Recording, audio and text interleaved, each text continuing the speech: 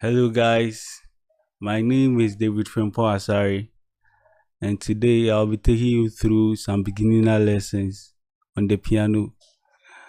Welcome back to Emmanuel Asante Piano 24/7.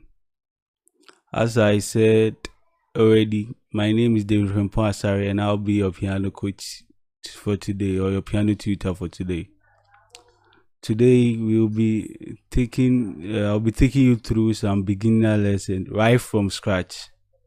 Right from the naming of the notes through how to play your first chord, and it continues like that.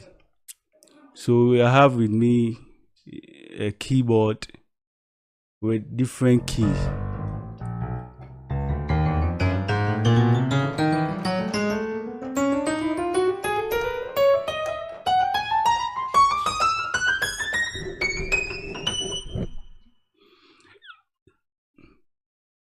The keys has been grouped into blacks and whites. The groupment of the black is more visible than the white. So the blacks has been grouped into twos and threes. If you realize, you see that they've been grouped into twos and threes. And in between the black keys are the white keys. So in all, the black keys are 5 in numbers. Let's take this segment of the keyboard. So we are taking here this segment of the keyboard. The black keys are twos and threes, making 5. Counting them, you start 1, 2, 3, 4, 5. So they all sum up to 5 notes. And the I made a mistake. The white keys in between them are 1, 2, 3, 4, 5, 6, 7. Then you are back to your 1. So 1, 2, 3, 4, 5, 6, 7. And the black keys are 1, 2, 3, 4, 5. Okay. So we are about to name the names of the keys one after the other. So with me here, the first white note you see here, we call first of all, the black keys derive their names from the white keys. So we will first name the white keys first, which are named after the first 7 letters of the alphabet: A, B, C, D, E, F, G. A, B, C, D, E, F, G. These alphabets are the names from which the keyboard keys derive their name from. So, as I said already, the A, B, C, D, E, F, G are the names of the alphabet in which the white keys are named after. So, with me here, instead of starting from A, from the groupment of the keyboard, the first white key that comes before the 2 black keys, starts. It's named C. As you can see, the names has been written already in the keyboard, so you can see me play them. So then first name of the white key is C. From C you move to D, as if you are reciting the ABCD. So from C, D, E, F, G. So we have already reached G. It's when I said the naming start from ABCD. So C, D, E, F, G. Then you start from your ABCD, like a circle. When you go around the circle and you reach the top, you have to start afresh. So C, D, E, F, G. Then you start afresh. A, B, C. This was so simple. I hope you get it. I hope you got it right. Let me go over it again. C, the first white key that comes before the two black keys is named C, as I said already. So from C you move to D, and from D you go to E, from E you go to F, from F you go to G. Then since you've read G, you have to start afresh, then A, B, C. Okay, thank you for sticking with me. I hope you got it right. So now it's left with the naming of the black keys. From C, we have a movement we call semitone and whole tone movement. When we say semitone, moving from a key to the key directly next to it or the key and beneath it. Let's say when I move from a key, say C, then I move to a key beneath it, which is below it or beneath it, which is B. It's a semitone movement. Likewise, when I move from C to the black key next to it, is a semitone movement. So semitone movement is playing all the keys without leaving a space in between them.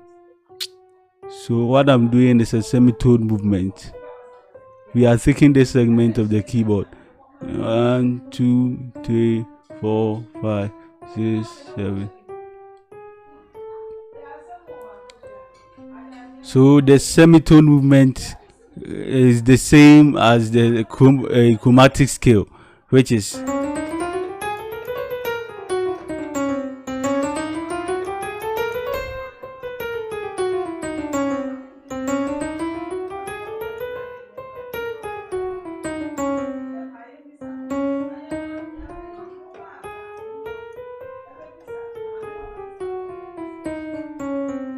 I just played all the keys without leaving a space in between them.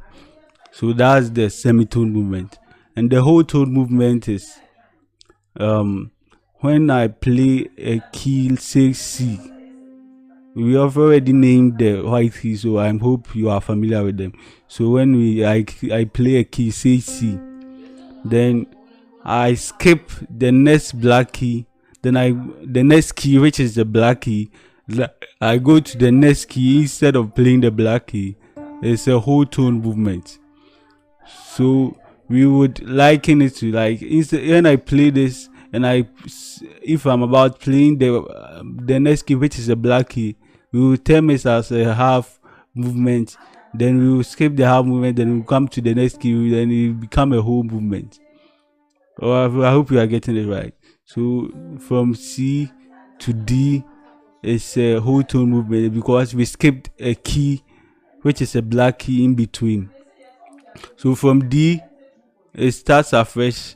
From D to, instead of moving to the next black key, we will skip the next black key and we go to E, which is also another whole tone movement. Our whole tone movement here.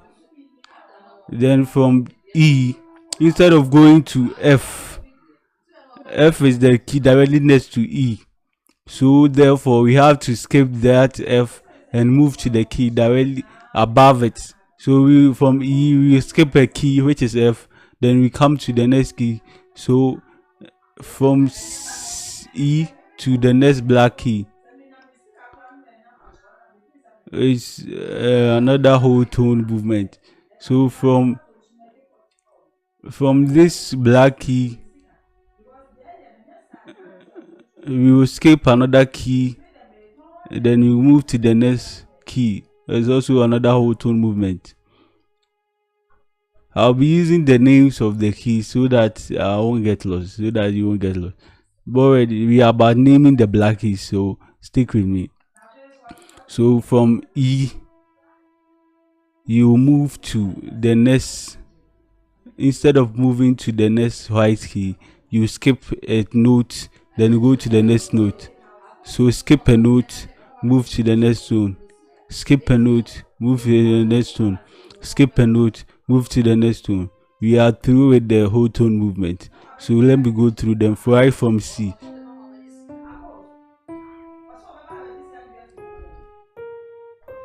That's also the whole tone movement. So we are through with the whole tone and semitone movement. We'll be using them in the long run as the tutorial unfolds. So stick with me. So now we've already named the white keys, of which the black keys derive their names from. We have a term we call sharp or flat. When we say sharp, when you move a semitone higher or a semitone above, from C to when we move a semitone above, and note this, the white keys, their names are constant, it can't be changed. When it says C, it sticks C throughout, but with the black keys, their names are not constant, their names varies. They have two names each, and we will get to know them as we get to name them in the long run. So as I was saying, 5 from C, when you move a semitone higher or a semitone above it, we call that movement, that semitone movement, a sharp. A sharp. And likewise, when you move from C, then you move a semitone below, we call it a flat. But since it's a white key, you know that the name is constant, so we won't say that B flat. No. So the key from which you moved a semitone higher or above or below will be attached to the sharp or flat, whereas it is being the name of the movement. Let's say, as I said already, when you move from C to the next key above it, it's a sharp movement. So we will name this key by calling the name of the key from where we came from. So C, then you attach the movement name sharp. So this key will be called C sharp. I hope I'm making sense. Let me go over it again. See the movement sharp or flat. When I move from a key, say C, and I move to the note above C, which is this key, it's a sharp movement. So we will naming this key, we have to attach the name of the key where we came from to it. So we call it C, then we add the movement's name sharp. So this key is called C sharp. And in the same way,